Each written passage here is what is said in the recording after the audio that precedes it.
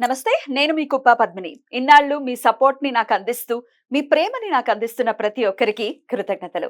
ఇప్పుడు చూడబోతున్న ఈ వీడియో కూడా ఖచ్చితంగా మీకు ఉపయోగపడుతుంది.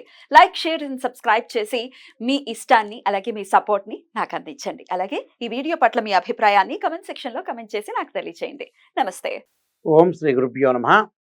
క్రోధినామ సంవత్సరంలో కన్యా రాశి వాళ్ళకి గ్రహ గమన గతులు ఏ విధంగా ఉన్నాయి, గ్రహ సంచార విషయం ఏ విధంగా ఉందో ఒకసారి మనం చూస్తే, ఉత్తరా నక్షత్రం 2, 3, 4 పాదాలు జన్మించిన వాళ్ళు, హస్తా నక్షత్రం 1, 2, 3, 4 పాదాలు జన్మించిన వాళ్ళు, చిత్తా నక్షత్రం 1, 2 పాదాలు జన్మించిన వాళ్ళందరూ కూడా కన్యా రాశి జాతకులు అవుతారు. కన్యా రాశి వాళ్ళకి ఆదాయం 5గా ఉంటుంది, ఖర్చు కూడా 5గా ఉంటుంది, రాజ్యపూజ్యం అని 4, అవమానం 5గా ఉంటుంది. అయితే ఈ సంవత్సరం అంతా కూడా గురువు రజితమూర్తిగాను, అలానే శని కూడా రజితమూర్తిగాను, రాహుకేతులంతా కూడా రజితమూర్తులుగా ఉంటారు. వ్యవసాయదారులకి 2 పంటలు బాగా కలిసొచ్చే అవకాశం ఉంటుంది.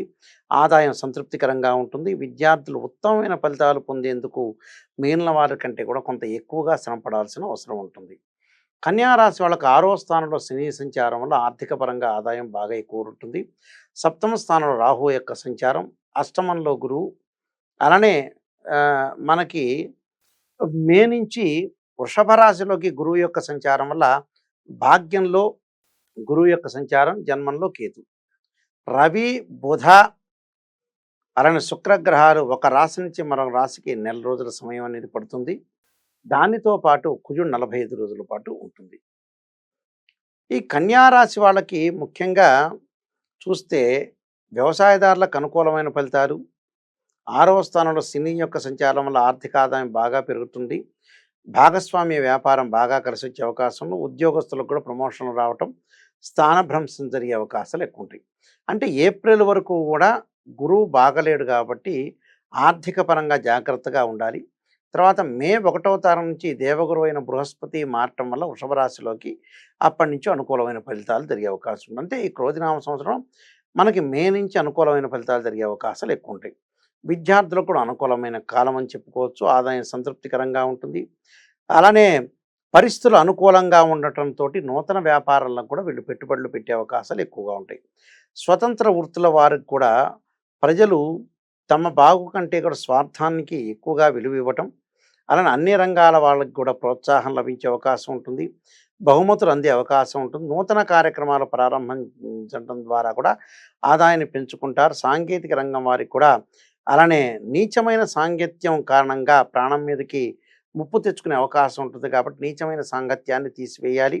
కొందరు విషయంలో జాగ్రత్తగా ఉండాలి. పదవి పోయే ప్రమాదం ఎక్కువగా ఉంటుంది. రాజకీయ నాయకులకి, స్త్రీలకు ఆరోగ్య విషయంలో జాగ్రత్త వహించాలి.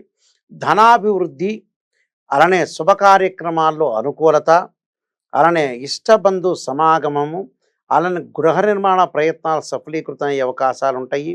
అలానే ప్రతి పనిలో కూడా అనుకూలమైన ఫలితాలు, గౌరవ మర్యాదలు, కీర్తిప్రతిష్టలు కలిగే అవకాశం ఉంటుంది.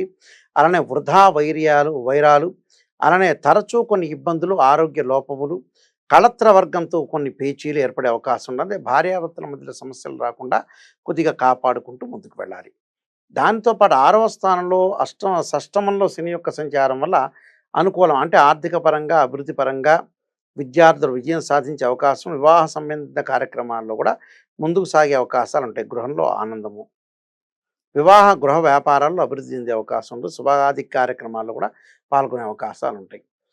అంటే భాగ్యస్థానంలో గురువు వల్ల సంతానాభివృద్ధి కలగటం ఒకటి, వివాహం కాని స్త్రీ పురుషులకు కూడా వివాహాలు జరిగే అవకాశాలు బాగా ఎక్కువ ఉంటాయి. అంటే ఇవన్నీ కూడా ఎలా ఉంటాయంటే 6వ స్థానంలో శని యొక్క సంచారం వల్ల శత్రువులు మిత్రులుగా కావటం. అంటే ఫస్ట్ పాయింట్ ఏమిటంటే కన్యా రాశి వాళ్ళకి ఆర్థిక పరంగా ఆదాయం బాగుంటుంది. సంతానం కలిగే అవకాశం, వివాహాది శుభ కార్యక్రమాల్లో అనుకూలంగా ఉండే అవకాశం ఉంటుంది. అలానే 1, 2 సంబంధాలు తప్పిపోయి 3వ సంబంధం కలిసే అవకాశం ఎక్కువగా ఉంటుంది. అండ్ రియల్ ఎస్టేట్ వ్యాపారం వారికి బాగుంటుంది. ఆరోగ్యం అనేది కొంత మందగిస్తూ ఉంటుంది.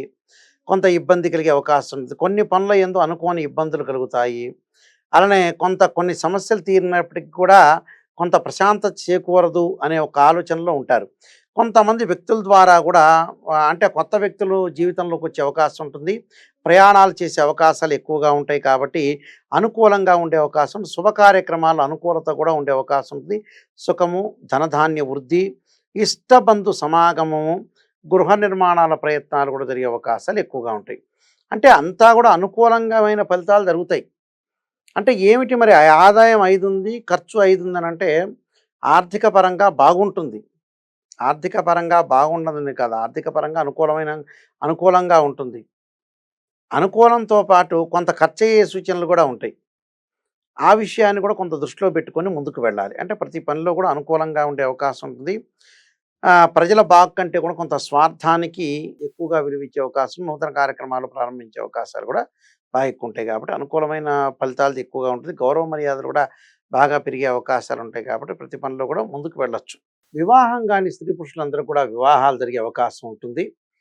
ఎవరైతే విదేశాలకు వెళ్ళే అవకాశాలు కూడా బాగా మెండుగా ఉంటాయి. అయితే వీళ్ళకేమిటంటే సప్తమ స్థానంలో రాహు యొక్క సంచారం, అలానే షష్టమంలో శని యొక్క సంచారంలో శనివత్ రాహు అంటాడు. శని బాగున్నాడంటే రాహు ఏమి చెయ్యడు అని అర్థం. అంటే ఏమి చేయలేడు. అంటే ఆర్థిక పరంగా అనుకూలంగా ఉంటుంది. అభివృద్ధి సాధించే అవకాశం ఉంటుంది. వివాహాది శుభ కార్యక్రమాల్లో కూడా ముందుకు సాగే అవకాశాలు బాగా ఎక్కువ ఉంటాయి. అంటే ప్రతి పనిలో కూడా విజయం సాధించే అవకాశం ఉంటుంది. సర్వకార్య విజయాలు కూడా లభించే అవకాశాలు బాగా ఎక్కువ ఉంటాయి.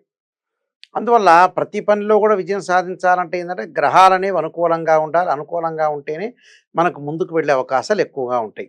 కాబట్టి పరిస్థితులు అనుకూలంగించే అవకాశాలు ఉంటాయి. గౌరవ మర్యాదలు, కీర్తి ప్రశ్నలు కలిగే అవకాశాలు బాగా ఎక్కువగా ఉంటాయి. కాబట్టి అనుకూలంగా ఉండే అవకాశాలు ఉంటాయి. అలానే బంధువులతో కొంత జాగ్రత్త వహించి ముందుకు వెళ్తే మనకు సత్ఫలితాలు పొందే అవకాశాలు బాగా ఎక్కువగా ఉంటాయి. కాబట్టి స్త్రీలకే లోటులు ఉండదు. తమ కార్యక్రమాలన్నీ కూడా పనిచేయాల్సిన విషయాల్లో కూడా ముందుకు వెళ్ళే అవకాశాలు, చాలా అద్భుతమైన రిజల్ట్స్ వచ్చే అవకాశాలు బాగా ఎక్కువ ఉంటాయి. కాబట్టి ఇలాంటి విషయాలను ప్రత్యేకంగా శ్రద్ధ పెట్టి మనం ముందుకు వెళ్ళామనుకోండి, ఆదాయం అనేది సంతృప్తికరంగా ఉంటుంది. ఆదాయం సంతృప్తికరంగా ఉండటం అంటే కన్యా రాశి వాళ్ళకి జన్మంలో కేతు ఉండటం వల్ల చర్మ వ్యాధులు, శరీరం రుగ్మతలు ఏర్పడే అవకాశాలు ఉంటాయి. అంటే ఆరోగ్యపరంగా కొంత జాగ్రత్తగా ఉండి ముందుకు వెళ్ళాలి.